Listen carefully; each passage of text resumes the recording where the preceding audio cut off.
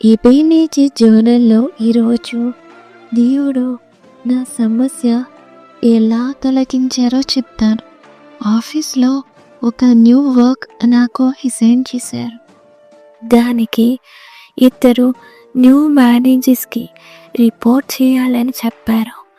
నేను ఎంత చేసినా వాళ్ళు ఏదో ఒకటి టార్గెట్ చేస్తూనే ఉన్నారు. మా మేనేజర్కి చెప్తే వాళ్ళు అందరినీ అలాగే చేస్తున్నారు అన్నారు. సరే అని ప్రార్థనలో పెట్టాను. దేవా, నీ కృప నా మీద ఉంచు అని దేవుని అడుగుతానే ఉన్నాను. మార్పు రాలేదు. జాబ్ మానేద్దాం అనిపించింది. దేవుని అడిగితే ఉన్న స్థలంలో నిలకడగా ఉండు అని జవాబు వచ్చింది. సరే అని ప్రార్థనలో పెట్టి అడుగుతానే ఉన్నాను. మార్పు రాలా. సరే అని ఇలా కాదు, ఫాస్టింగ్ ఉండి దేవునికి మొరపెడదాం అని అడిగాను. మార్పు రాలేదు. నెక్స్ట్ డే మార్పు లేదు.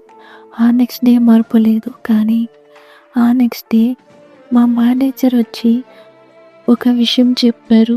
ఆ న్యూ మేనేజర్స్ మన ఆఫీస్లో లేరు.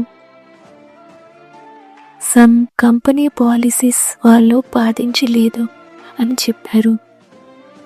థ్యాంక్స్ దేవా, నువ్వు నా కోసమే ఇలా చేశావు అని నాకు తెలుసు అని ఆనందించాను.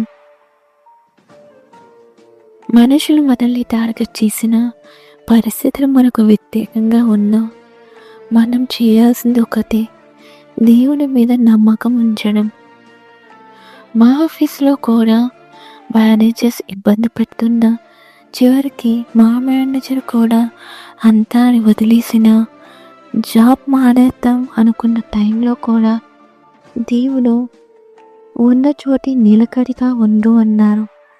నేను ఫాస్టింగ్ ఉండి ప్రార్థించినా జరగలేదు అని అనుకున్నా. కానీ దేవుడు మౌనంగా లేరు. ఆయన మన కోసం కార్యం చేసే దేవుడు. మరుసటి రోజు ఆ మేనేజర్స్ ఆఫీస్ నుండి వెళ్ళిపోయారు. నేను మారాలి అనుకుంటే దేవుడు వాళ్ళని మార్చివేశారు. ఈ సాక్ష్యం ద్వారా నేను చెప్పేది ఒకటి, ఏ సమస్య అయినా సరే మనం ప్రార్థనతో మొరపడితే ఆయన వెంటనే జవాబు ఇవ్వకపోవచ్చు, కానీ సరైన సమయంలో దేవుడు విజయాన్నిచ్చే దేవుడు, మన పక్షాన యుద్ధం చేసే దేవుడు. బైబిల్లో దేవుడు మనకి ఇలా చెప్తున్నారు, మీరు ఊరకుండుడి, యెహోవా మీ పక్షాన యుద్ధం చేయను అని. దేవునికి స్తోత్రము.